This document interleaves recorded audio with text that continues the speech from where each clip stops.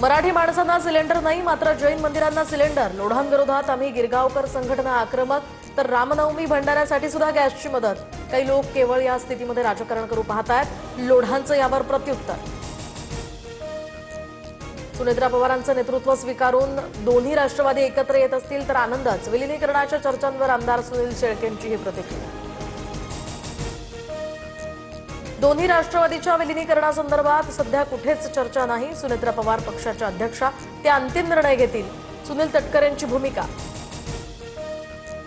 युद्धामुळे जागतिक ऊर्जा संकट या आव्हानावर एकजुटीनं मात करू.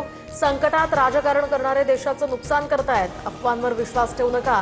पंतप्रधान मोदींचा राज्यात उद्यापासून मेघगर्जनेसह वादळी पावसाचा इशारा. विदर्भ, मराठवाडा आणि मध्य महाराष्ट्रामध्ये गारपिटीची शक्यता. कोकण आणि गोव्यामध्ये सुद्धा पावसाच्या सरी कोसळणार. देशात 1 एप्रिलपासून नवा आयकर कायदा लागू होणार. नव्या कायद्यानुसार आता क्रेडिट कार्डनं सुद्धा इन्कम टॅक्स भरण्याची सुविधा मिळणार. नोकरदारांसाठी महत्त्वाचा मानला जाणारा फॉर्म 16 ऐवजी आता फॉर्म 130 असणार.